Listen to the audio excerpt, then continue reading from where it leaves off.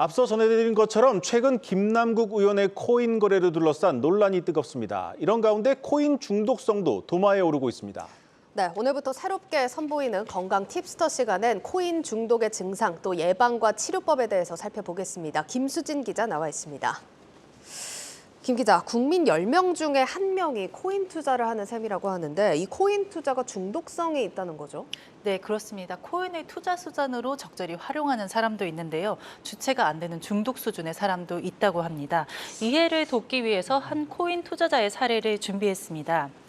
30대 A씨는 아는 형이 큰 돈을 벌었다면서 이제 코인 투자를 권유해 여윳돈 3천만 원을 가지고 투자를 시작했는데요.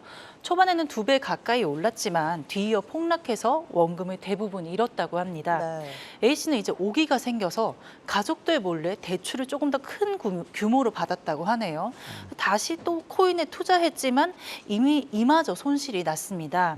매일 밤 A씨는 투자한 코인의 가격을 살피느라 새벽 3, 4시가 되어서야 잠이 들고 회사에서는 제대로 업무를 하지 못하고 있다고 합니다. 어떻게 보세요? 이 정도면 중독이라고 좀 느껴지지 않으시나요? 네, 돈을 잃어도 자꾸 투자하고 잠도 제대로 못 자니까 중독이라도 볼 수 있겠습니다.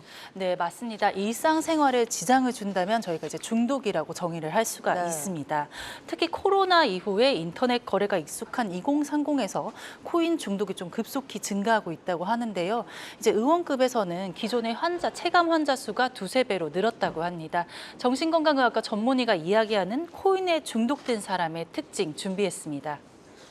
투자를 몰래 숨기면서 하는데 회사원이면 또 학생이면 자기가 하던 일 다 뒤로 밀리고 대부분의 시간들을 그 정보를 얻거나 또 투자를 하는데 시간을 너무 많이 쓰게 되고 매매를 자주 하면서 손해가 생기게 되면 그때부터는 자기 돈으로 한계가 생기니까 대출을 하게 되고요. 심지어는 사채까지 쓰면서 지인들한테 돈을 빌려가면서 부정적인 결과를 지금은 계속 분명하게 내고 있는 게 분명한데도 뭐 이런 코인 투자를 지속한다던가 아니면 뭐 추격 매수를 한다던가 거짓말 같은 걸 하게 된다던가 이제 투자랑 관련해서 아니면 주변 사람들이 뭐 조언을 하는데도 이제 그만해라 뭐 좀 적게 해라 너무 지금 일상을 잃어버린 게 아니냐 하는데도 계속 한다든지.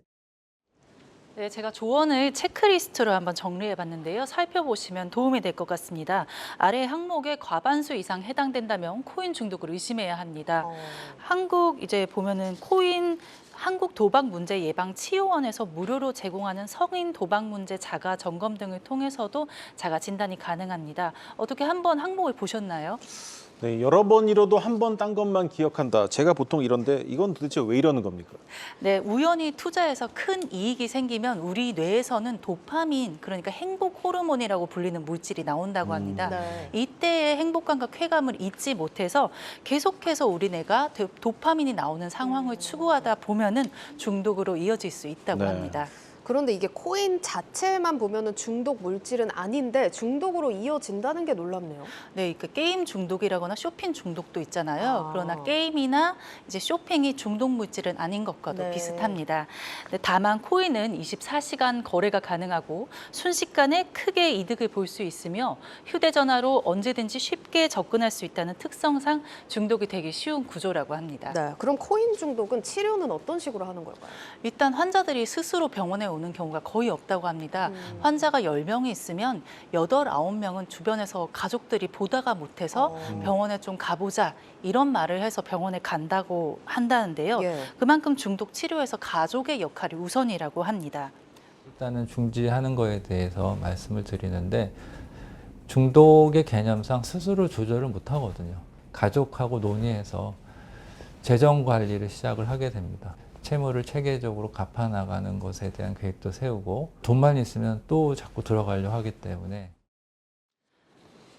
네. 병원에서는 이외에도 이제 생각과 행동을 교정하는 인지행동 치료라거나 상담 치료 등을 시행하고요. 심한 손실로 우울이나 불안감을 느끼게 된다면 약물 치료도 시행을 합니다. 네, 특히 이제 코인 중독을 주의해야 될 사람이 있다면서요. 어떤 사람들이 더 주의를 해야 하는 겁니까? 평소에 이제 충동 조절이 잘 안 되는 특징을 가진 성인 ADHD라거나 아니면 자극적인 것을 내가 좀 추구하는 성향이 있다면 조심해야 한다고 하는데요. 예를 들어서 좀 모험심이 있다든지 남들보다 조금 대담한 사람이라도 조심해야 한다고 합니다. 성격 평가 검사 등을 통해서도 본인이 이런 성향이 있는지 객관적으로 알 수 있습니다. 네,